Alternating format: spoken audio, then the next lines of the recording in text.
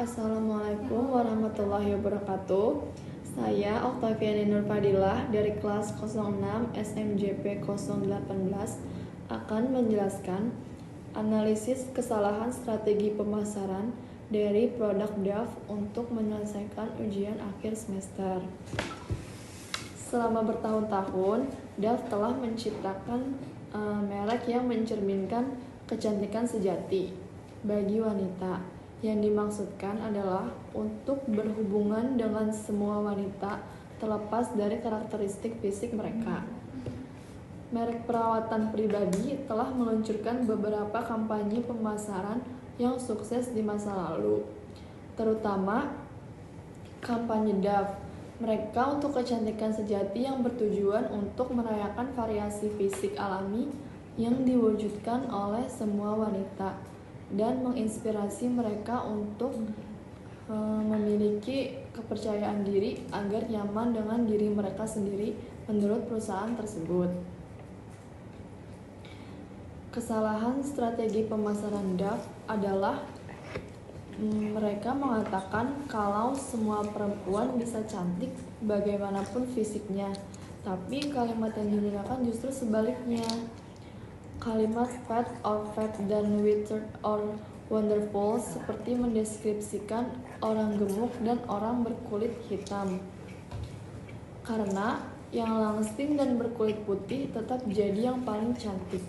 Secara tidak langsung, iklan DAF tersebut mengatakan kalau itu tuh kayak body shaming atau rasis dan menyinggung orang-orang yang gemuk dan berkulit hitam. Karena pada iklan tersebut, DAF seakan mengatakan bahwa hanya orang yang berkulit hitam dan langsing saja yang cantik, sedangkan yang gemuk dan berkulit hitam tidak. Makanya pada waktu itu banyak gerakan untuk memboikot produk DAF tersebut. Analisis kesalahan strategi pemasaran DAF yang dapat saya analisis adalah yang pertama, komunikasi dan manajemen yang buruk dalam mengidentifikasi audiens. Target mereka adalah alasan utama mengapa kampanye mereka gagal, karena kampanye DAF berpusat pada semua wanita, apalagi pada wanita Afrika dan Amerika, secara tidak langsung menyinggung dan rasis. Yang kedua, DAF tidak memikirkan konsep iklan dengan matang, hingga dituduh rasis dan memicu kontroversi. Warga kulit hitam merasa DAF memposisikan mereka yang punya kulit putih lebih baik daripada yang punya kulit hitam. Yang ketiga, kurangnya mendengarkan sosial. Ada banyak cara untuk menampilkan keragaman dan pemberdayaan perempuan tanpa perlu menggunakan stereotip dan prasangka, bahkan jika itu tidak disengaja.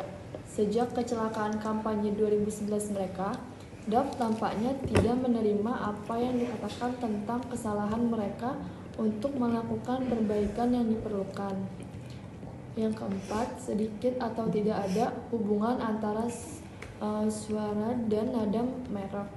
Yang kelima, pesan kampanye tampaknya tidak cocok dengan suara dan nada mereka secara keseluruhan. Suara merek DAF percaya diri yang sesuai dengan keseluruhan misi mereka untuk memberdayakan wanita. Nada merek DAF cenderung ramah, menginspirasi, dan tulus di sebagian besar pesan kampanye. Kampanye Real Beauty DAF 2017 tidak memiliki hubungan dengan suara dan nada merek yang biasa, karena kurangnya pesan di dalam video. Itu tidak mengekspresikan suara merek secara positif, juga tidak memberikan nada merek yang biasa seperti iklan DAF lainnya. Konteks itu tidak disediakan untuk pemirsa iklan manapun, sehingga cukup membingungkan untuk mengarahkan pemirsa untuk menghubungkannya dengan asosiasi negatif seperti nada rasis. Salah langkah kampanye DAF adalah contoh sempurna mengapa pemasar harus fokus pada mendengarkan sosial yang efektif, manajemen audiens, dan perencanaan media sosial untuk memastikan kampanye mereka tidak menyinggung konsumen tertentu dalam segmen target mereka. Materi iklan memunculkan kontroversi global dengan menganggap materi iklan tersebut berisikan rasisme dan muncul gerakan untuk memboikot produk Dove. Dove pun langsung bergerak cepat untuk menarik peredaran dari konten iklan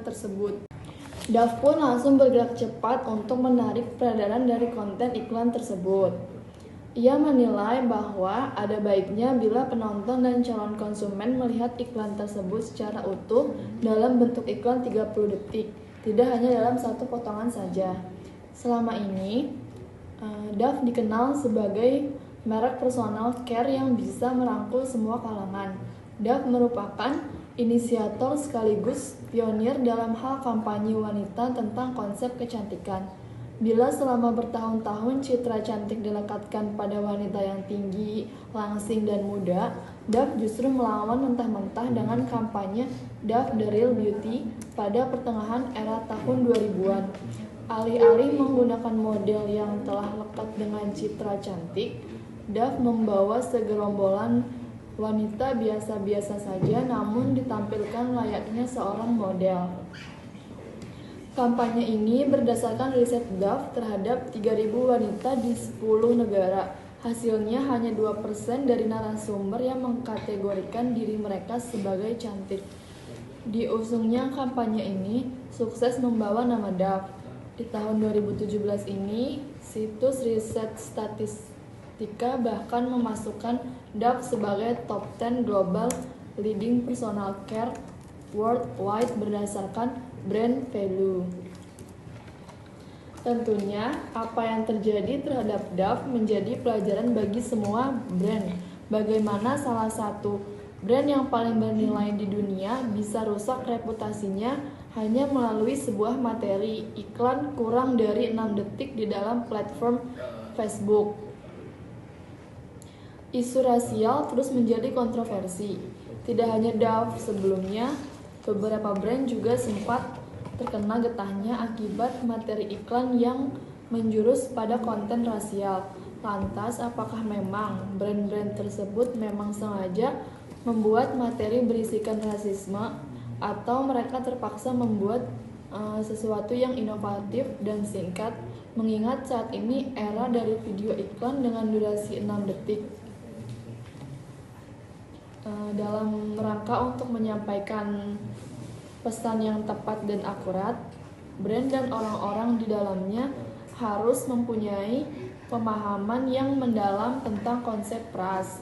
Tentunya dengan pemahaman tersebut bisa mengantisipasi dari konten-konten yang justru menjadi blunder. Jadi jangan hanya sekedar kreatif dan cepat, pahami juga hal-hal yang tergolong sensitif di lingkaran calon konsumen agar tidak menjadi blunder. Sekian penjelasan analisis kesalahan produk Dove dari saya. Sekian dan terima kasih. Assalamualaikum warahmatullahi wabarakatuh. Waalaikumsalam.